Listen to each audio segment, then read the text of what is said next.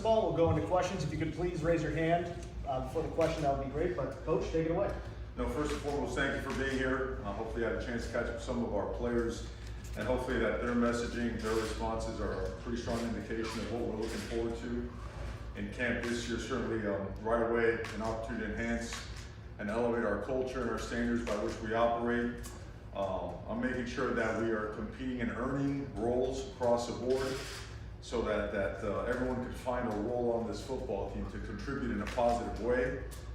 It's a great opportunity also to get a little bit more clarity on our identity as a football team by working at our physicality, at our discipline, our ability to execute all the things that have made successful teams at the University of Miami for a long, long time. So, but all that's easy to say and hard to do, and that's the best part about it. We've put a lot of time and effort into the summer, and we expect to make progress with what we do on a daily basis. So that being said, open the questions. Mark, good to see you. Listen to the players. You mentioned the message you're trying to send to them. A lot of them are talking about play to play, day to day, moment to moment, not getting caught up in the big picture. How do you handle that with the expectations that come with being in this program, but also outside expectations that this team could be very good? Well, I think fortunately we had those 6-7 months with them where a lot of things were established, and credit to the players for being open for such a demanding regimen, because it is what we do is very hard.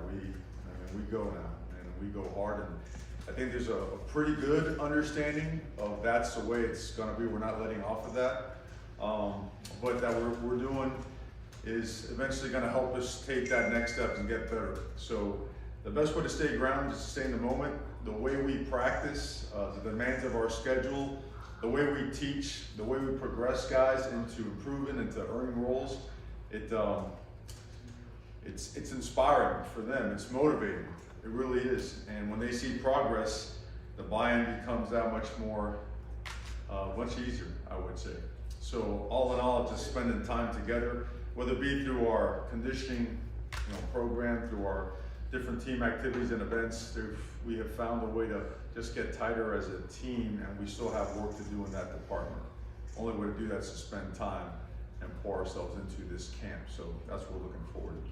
Mario, do you have guys who are going to be out or limited Friday?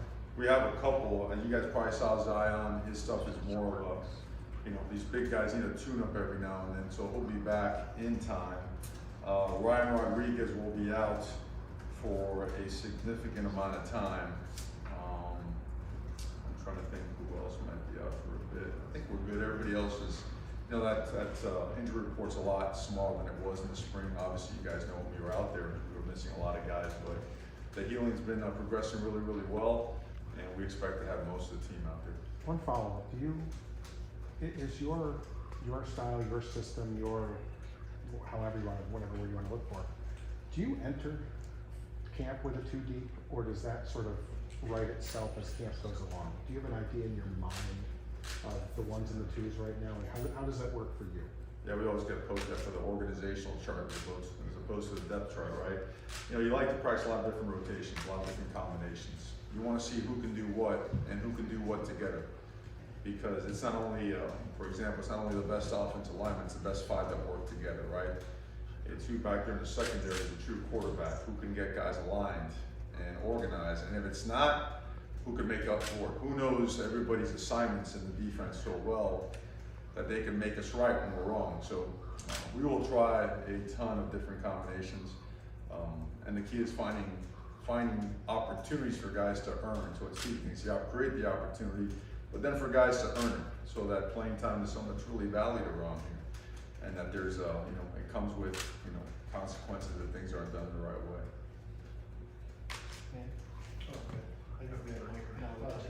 Mario, we live in an interesting age in recruiting, right, where you can get commitments and kids still want to take visits and all that kind of stuff. You guys have obviously done a great job so far getting commitments. Curious what you tell them when they come to you later in the year and say, hey, Coach, I'd like to take an extra trip. What's kind of the philosophy when it comes to recruits to say that? Yeah, we don't put our philosophy up, I don't like to put a lot of stuff out there as it relates to recruiting. We do what we do. It's real simple. We make it real clear that when you commit to Miami, make sure you want to commit to Miami.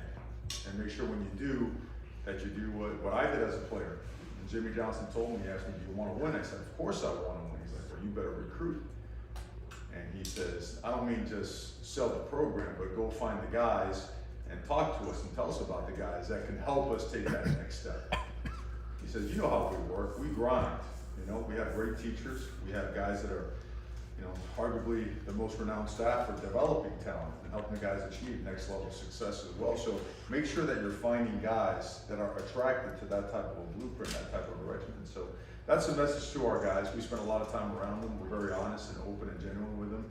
So the relationships are real, and you stay the course. You know, you don't come off of that, and along the way, you know, we expect to build this class even more, but we feel that certainly there's a lot of momentum, and that the best is yet to come. Yes, ma'am. Zion Nelson, can you expound on him a little, what he means to the team? He's been playing since he was a true freshman here. Sure. I know he chose to come back. He's had a lot of projections, you know, NFL projections. What does he add to the team? What does he do well specifically? Tremendous human being, first and foremost. Awesome teammate. The projections, you wouldn't know it by the way he conducts himself and his daily processes in business. You know, Zion is he's a team player, first and foremost. He's a guy that's fighting at about 100 pounds, right, since the day he got here. And what you have now, you have a jumbo athlete. You have a guy that has a skill set of maybe some tight ends out there in the country, just explosive, fast, can accelerate, can come to balance, plays with power, heavy-handed, light-footed, understands the game really well, and has taken on a new scheme and, you know, almost a seamless transition for him, and putting him in situations where he can play with power, so we can use his athleticism. And in our offense, you know, contrary to public opinion, offensive linemen are athletes as well. You know, we could run with that narrative whenever we want, okay? And we like to use those guys as weapons. Zion, in our opinion, guys like, you know, DJ, they're weapons. You know, they can create some tremendous opportunities for us with numbers and leverage and the way that they can gain half position on guys and knock guys off the ball, and then also shut down opponent, you know, some of the opponent's better players. So all in all, just honored to have him back, and love the way that he works and approaches his daily duties. The other part, I just want to ask you about John Campbell, because we know John is back, so now John hasn't played for a whole season. How does he get, you know, into the groove kind of thing, and what do you see out of him? I know He's already in the groove. We expect John to be one of the best players in the conference and eventually the country. We do. We think that highly of him because he's got a lot of the same traits that Zion has. And to be a great lineman, you got to have those traits. You have to have resiliency. No matter what gets thrown at you, you got to deal with it and move forward. But he has all those physical traits, and it's combined with the intangibles of a guy that can show toughness and resiliency and fight through tough moments and be in tough situations and come through. The position that those guys play, it comes with a lot. And they both, you know, one guy had to work his way from being a thinner guy. John was always a big guy, but just sustained an injury last year. They both battled through some stuff. They both certainly, they've loved being around Coach Mirabal. Coach Mirabal and the way he coaches and teaches, there's nothing like it in the country. He's the elite of the elite offensive line coaches. And I think that combination together is going to help us to just show tremendous improvement and have success this season. Thanks. Scott. Hi, Coach. Now that you've been here for the latter part of 6 months here, how enthusiastic and excited are you finally going to get as you finally hit opening kickoff and you're able to more or less insert your program and put your stamp on it? Because I know there's been a lot of energy surrounding your coming home, and now it can finally sink in a little bit that this is your program to put your stamp on it. Well, I like thinking of it as our program. Right. You know, there's a lot of people here that invest a lot in the University of Miami, a lot of people in this building. So I never feel comfortable with that. It's yours, like I'm not, never having an eye guy, won't be that. I'm a small part of it. I'm not thinking about game one because I'm excited about practice number one. I'm excited about yesterday's run, as simple as that may be, because I love the preparation process. I love the development process. I love having Inky Johnson come and address our team and having that message hit 120 guys, right, to 120? 110, compliance, sorry, 110, that's all we got. I love it hitting 110 guys right between the eyes, because you know what? You gain ground towards making a difference in the way that they do everything. And you've heard it before, we keep saying how you do anything is how you do everything. And that process now, we're in that submarine, right? We're shut out from the outside world, and we can really just keep hitting our guys with educational pieces, with ways to get better from a football standpoint, with the team concept, and finding ways to get better and eliminating sensitivity and understanding that the work is what it is and it takes what it takes. So yes, for some people, you know, things are, you know, Christmas and whatnot. For me, this is my favorite time of the year. This is my favorite time of the year because of everything that you can gain and everything you can accomplish towards the big picture. The big picture will be a reflection of campus. Thank you. Mario, you have a very confident presence. The players have talked about it, that when you enter a room, you have the command of the room, you seem so confident. In your private moments, you know, this is a big job and the national eyes are on you. Do you ever have moments of fear, insecurity, nerves going into this season? And what's been the most challenging? This is one of those trick questions. You know, what's been the most challenging part, you know, of this job so far? The private moments, you don't have any. Just call it what it is. You know, you got to go, and there's a lot of work to do. We know. I think it's clear how much I love Miami, live and die for it, and there's people in this building that feel the exact same way, and that because of what we want to accomplish and where we are currently at and the momentum we're gaining, there's a lot to do. So there's really no time to stop and think about that stuff. In terms of you know, all those other words, fear, and they're just not, you know. Some of you know my household and the way I was raised. We think more along the lines of opportunity. You know, we don't pat ourselves on the back or think we're better than anybody else. We just don't operate that way. We don't. We have work to do. We have an unbelievable opportunity, and we want to go find out. I want to go find out, you know, how far we can go day one, day two, and keep building off of that. So all focus is on the Miami Hurricanes. There is absolutely zero focus on me, my life, how I feel, what I think. Every ounce of focus is on those players, these coaches, the people that support it, and finding a way to keep just doing that. One thing, a follow-up, from what you anticipated the job would be to what it's been so far, have there been any surprises?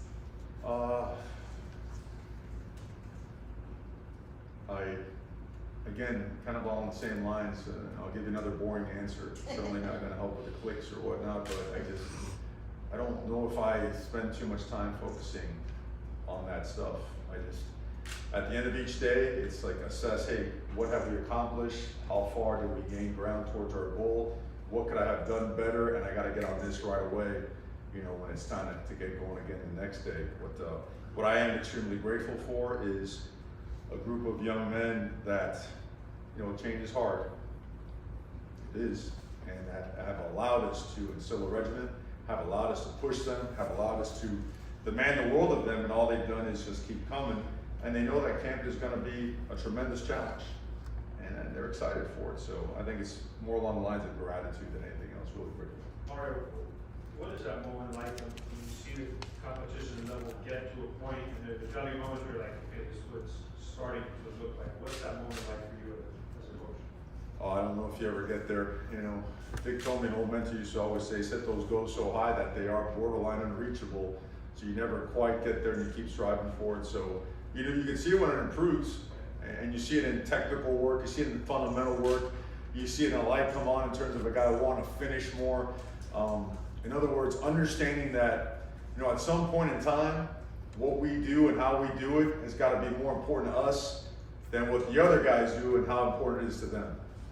That's a big moment for a football team, all right? And that's part of, you know, some of the goals that we have in line for our guys. So, and competition makes that a reality, right? You've seen so many guys, I think, in the past couple of weeks, from Dan Sileo to Randall Hill. I mean, they've talked about it, you know, they've put it out there on how intro roll, on how important that was, that feeling that kept you on edge, that got you on edge and kept you on edge, right? Because that's the way you play the game. You get on edge and you stay on edge, right? The tougher it gets, the better you're going to play. So I think that's all good stuff. No idea if I answered your question. Hi Mario, how have you seen, you know, Don Chaney kind of work at his recovery, you know, both, you know, from a physical standpoint and a mental standpoint? Yeah, I see an awesome 6 weeks that he has had. I see a guy like any other guy that when you go through an injury like he had, that there's difficulty understanding, man, why did this happen? And then, whoa, this work just, it doesn't feel quite normal yet. And where's the breakthrough? Well, I think he's had that over the past 6 weeks. And you see a guy that's trimmed down his body, that's gotten in shape, that is walking around with a really strong demeanor.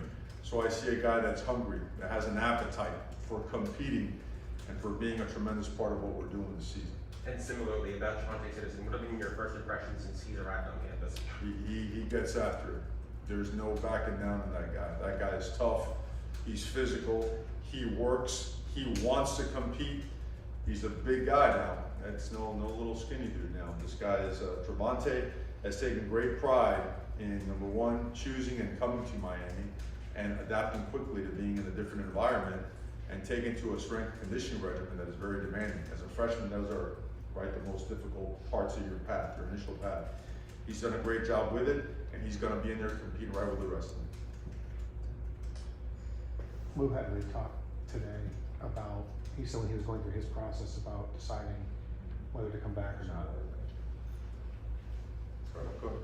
He said in his process, he talked to you for about an hour, Mhm. and that the conversation had nothing to do with football. Like, what was the vision that you would sell guys on him on when they were making these decisions about whether to go pro, whether to come back, just to get to know these guys? What were Sure. those meetings like for you when he said he was blown away, and again, football hardly ever came up by his recollection? Yes, sir. Well, met with every single player on the team. Met with them again after spring ball as well, and then several others after.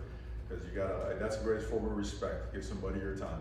Give somebody your time, and the only way to respect someone is to get to know them. The only way to get to know them is to, invest time in them. First of all, I wanted to get to know the guy because I had seen him from afar for a couple of years, and I mean, he looked like the Undertaker. Right? He had his tatted up and this built up guy, and showed tremendous production on the field, very physical. I saw him making tackles. And then I learned a little bit about his family situation, and having coached a couple guys that come from overseas, that comes with challenges. And then digging, just listening to him talk, he has a tremendous love for the University of Miami and his experience here. He has unfinished business that he wants to take care of, and he really wants to, and this is rare, right? Like, at least you don't hear it publicly much, that he really truly wants to take in the college football experience, and that's on us to provide, and that means a lot. That's that's not just victories and dancing and confetti. That comes with a lot. It comes with teaching and teaching moments, and some are fun and some are not so fun. But he wants to be pushed. He's extremely driven. He's extremely smart. This guy really understands the game of football, leverage, angles, all that stuff. So I guess I would say I was more blown away by him than anything else.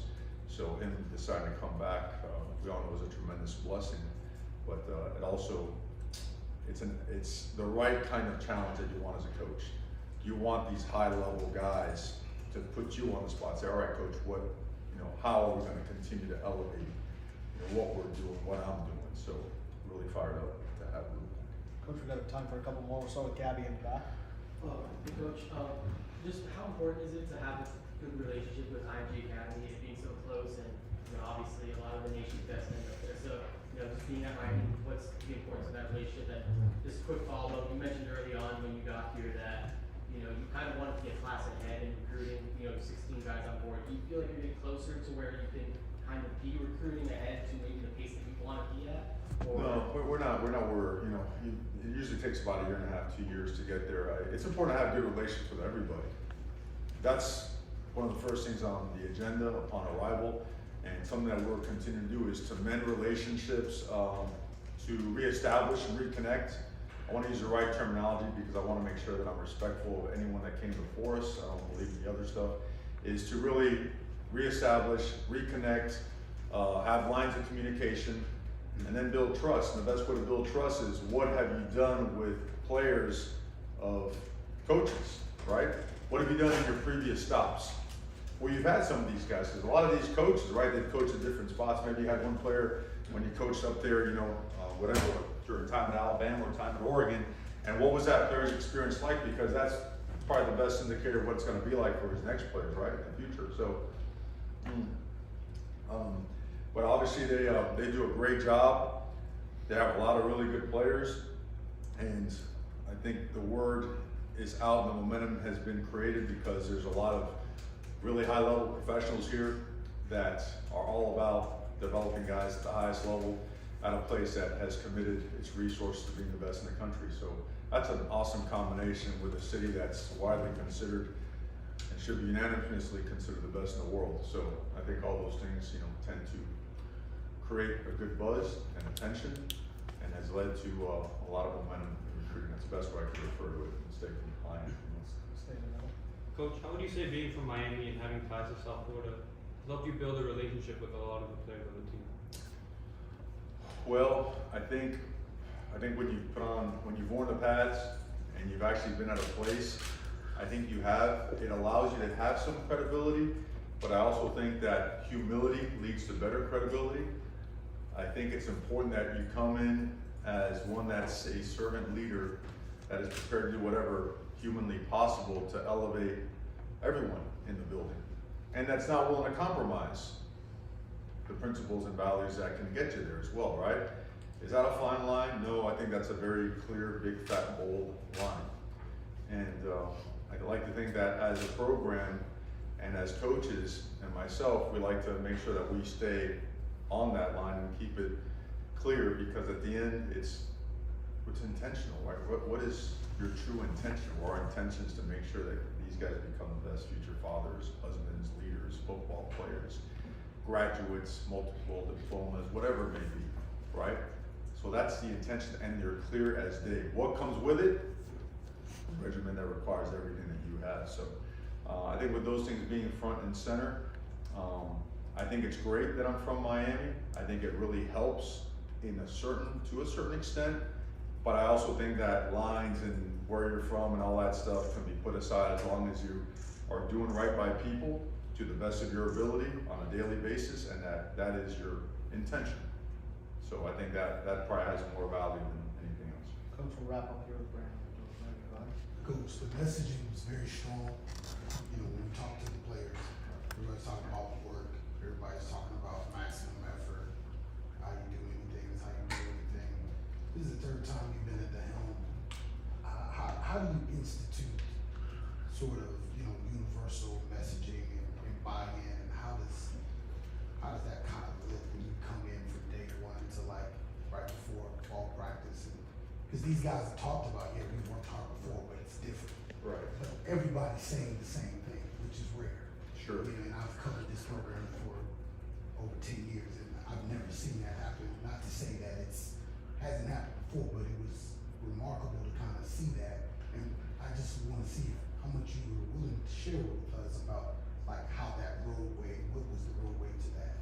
Well, first off, it's good to know that the players are, speaking the same language. That's the most important part. There's just no fluff to what we do. And I had coaches and teachers and mentors that didn't fluff it up either.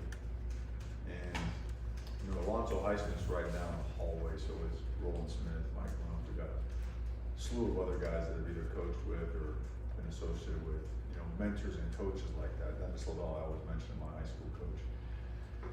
And I think when you have mentors and leaders like that, it creates a DNA, right? And the more you surround yourself with people with the same DNA, it becomes a system, a belief system. And when you show it, when your coaches, when your strength coaches, when your team leaders, when they're living out what they're saying all the time, when they're pouring their entire existence into it, and we see improvement, we see progress, and you know what? The rest runs its course. That's when it starts to build momentum. But it all begins, again, with what are the intentions, right? What is the level of connection, and what is the level of respect, and is it genuine? We all know, come on, man. We all know why we're back at Miami. What a blessing, what a privilege. And we also know the work that comes with it. Well, we've started doing the work and we have a lot more work to do. And man, that is the most exciting part. And I know that sounds boring to the media or whatnot, but I love the fact that we have an opportunity to go work with guys that want to work and that understand that working at it and being real and finding those moments and those teaching moments of education, of football, of life is gonna allow us to progress as a program and come together as a team. That's awesome stuff. So you can't skip the painful steps, right? You can't do it. There's lumps along the way, sometimes in practice, and you wanna make sure you learn as many in practice as you can so you don't have to learn them on game day. I think we have a committed group, and more importantly, we're gonna find out during the next several weeks. Thank you very much, Coach. Okay. All right, guys. Awesome. Looking forward to seeing you at practice. You can pick up your helmets and your shoulder pads from Sam downstairs. Thanks, guys.